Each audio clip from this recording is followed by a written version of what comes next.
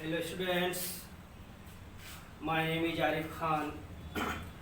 आज हम द्रव्य की चौथी और पांचवी अवस्था के बारे में पढ़ेंगे। आज हम मैटर की फोर्थ और फिफ्थ स्टेट के बारे में पढ़ेंगे, जो है क्रमशः प्लाज्मा और बोस-आइंस्टीन कंडेंसेट। देखिए, सबसे पहले हम समझे प्लाज्मा के बारे में। प्लाज्मा स्टेट जो होती है, fourth state of matter consider की जाती है। प्लाज्मा अवस्था को द्रव्य की चौथी अवस्था माना जाता है। और ये एक्चुअली है क्या?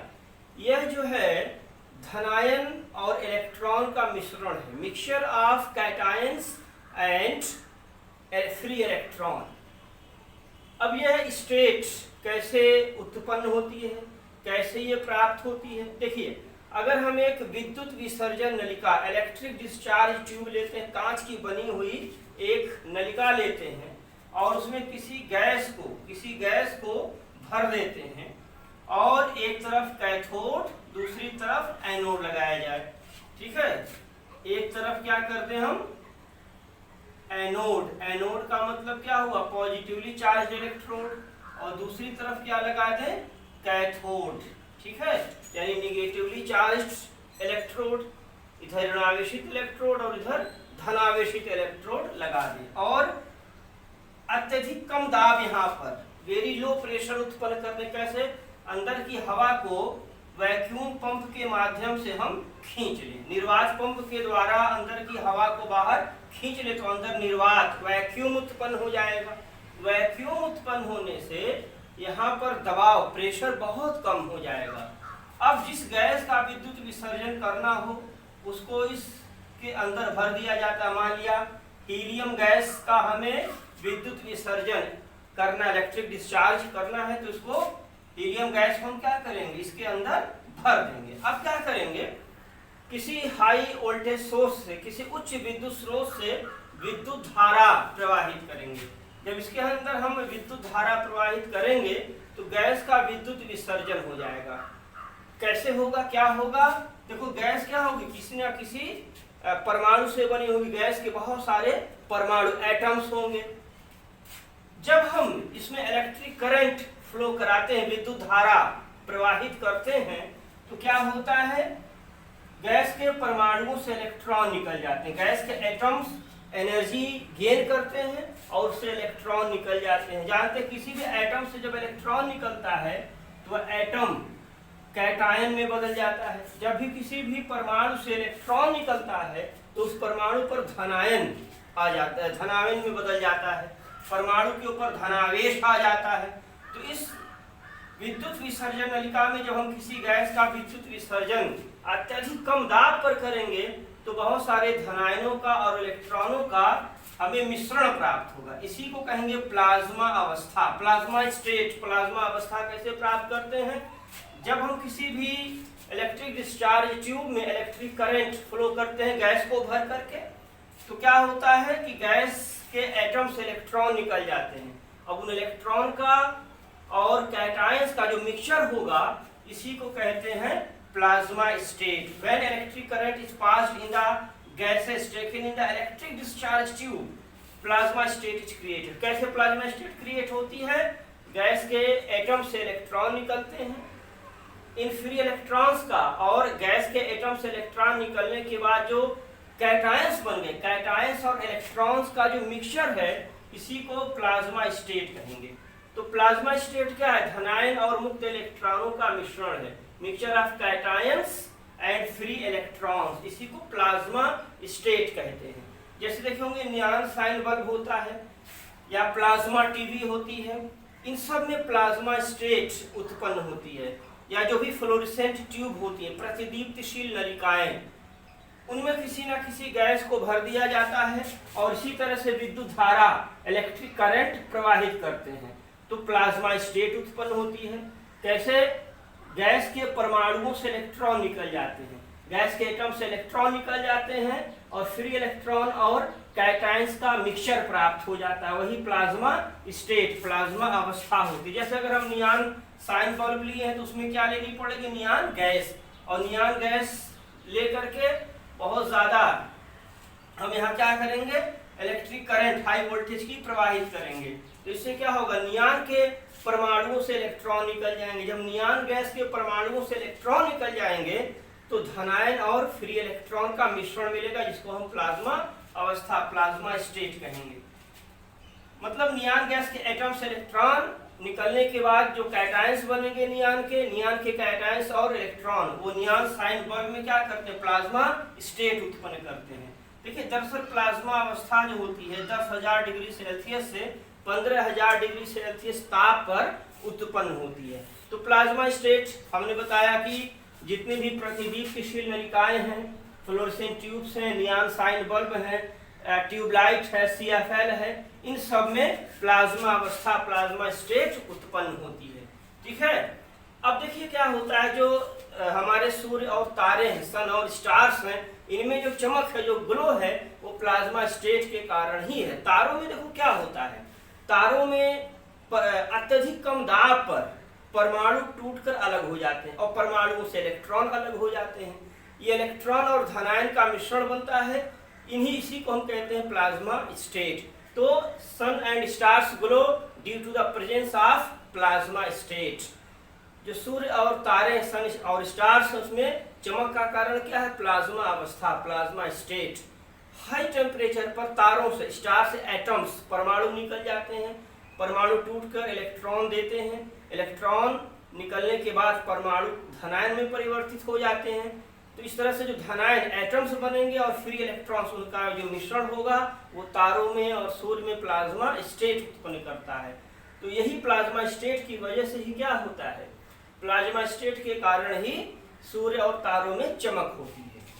देखिए अगर हम अपने चारों तरफ देखें तो ज्यादातर वस्तुएं हमें ठोस सॉलिड दिखाई देती हैं, कुछ द्रव दिखाई देते हैं और बहुत ही कम गैसें होती हैं। लेकिन अगर हम ब्रह्मांड के स्तर पर, यूनिवर्स लेवल पे बात करें तो हम जान करके एकदम से सॉफ्ट रह जाएंगे, दंग रह जाएंगे कि लगभग 99.9% द्रव्य क्या होते हैं, प्लाज्मा अवस्था में होते हैं। और पृथ्वी पर क्या है, अधिकांश वस्तुएं जो होती हैं ठोस अवस्था में होती है, अधिकांश द्रव्य ठोस के रूप में। लेकिन अगर हम ब्रह्मांड के स्तर पर, यूनिवर्स लेवल पे बात करें तो most of the matter exist in plasma state और 99.9% मैटर प्लाज्मा स्टेट में ही एग्जिस्ट करते हैं पूरे यूनिवर्स में। तो हम देखेंगे कि जो प्लाज्मा स्टेट होती है उसमें जो पार्टिकल्स होते हैं वो बहुत ही एनर्जेटिक होते हैं। तो high energetic particles plasma state में पाए जाते हैं। प्लाज्मा स्टेट कैसे हो रही है कि किसी इलेक्ट्रिक डिस्चार्ज ट्यूब में, विद्युत विसर्जन नलिका में गैस में विद्युत धारा, इलेक्ट्रिक करंट प्रवाहित करने पर गैस के आयनन के कारण, आयोनाइजेशन ऑफ गैस के कारण फ्री इलेक्ट्रॉन और कैटायन का मिश्रण मिलता है। फ्री इलेक्ट्रॉन, मुक्त इलेक्ट्रॉन और धनायन का मिश्रण उत्पन्न हो जाता है, इसी को प्लाज्मा अवस्था कहेंगे। ठीक है, तो ये हमने थोड़ी सी बात प्लाज्मा स्टेट के बारे में बताया। अब हम देखेंगे बोस आइंस्टीन कंडेंसेट के बारे में, बोस आइंस्टीन संघनित के बारे में। बोस आइंस्टीन संघनित, इसको द्रव्य की पांचवी अवस्था माना जाता है। It is consider as fifth state of matter. देखिए इसकी कहानी कहाँ से स्टार्ट होती है, 1920 से। भारतवर्ष में एक बहुत ही महत्वपूर्ण भौतिक शास्त्री थे सत्येंद्र नाथ बोस। इन्होंने क्या किया, पदार्थ की, द्रव्य की पांचवी अवस्था से संबंधित कुछ गणनाएं किया और इन्हीं गणनाओं के आधार पर अल्बर्ट आइंस्टीन ने पदार्थ की पांचवी अवस्था की भविष्यवाणी कर दिया। इन 1920 Indian physicist Satyendra Nath Bose done some calculations based on fifth state of matter. After that, Albert Einstein predicted about fifth state of matter. अब क्या हुआ कि ये दोनों साइंटिस्ट इस बात के लिए श्योर थे कि पदार्थ की, द्रव्य की पांचवी अवस्था भी हो सकती है। लेकिन ये दोनों ही साइंटिस्ट वैज्ञानिक द्रव्य की पांचवी अवस्था को प्राप्त नहीं कर सके। यूएसए के, यूनाइटेड स्टेट ऑफ अमेरिका के 3 साइंटिस्ट 1995 में कुछ एक्सपेरिमेंट करते हैं। कौन है ये, वुल्फगैंग कैटरले, एरिक ए कॉर्नेल और कार्ल ई वीमान, ये तीनों साइंटिस्ट जो थे इन्होंने कुछ एक्सपेरिमेंट किया।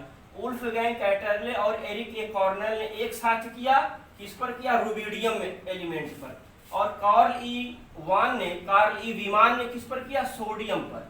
तो ये दोनों साइंटिस्ट रुबिडियम पर और ये अकेले वीमान ने सोडियम पर एक्सपेरिमेंट किया और पदार्थ की, द्रव्य की पांचवी अवस्था, फिफ्थ स्टेट ऑफ मैटर प्राप्त किया, जिसका नाम इन्होंने बोस-आइंस्टीन कंडेंसेट रखा। अब कैसे इन्होंने द्रव्य की पांचवी अवस्था प्राप्त किया?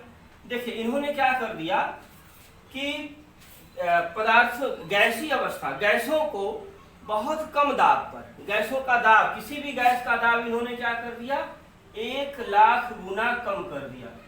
किसी भी गैस का दाब 1,00,000 गुना कम कर दिया। इतने कम दाब पर फिर क्या किया, इन्हें बहुत ठंडा किया। कितना ठंडा किया, एब्सोल्यूट जीरो पर, एब्सोल्यूट जीरो, परम शून्य ताप, एब्सोल्यूट जीरो ताप, एब्सोल्यूट जीरो यानी परम शून्य ताप पर।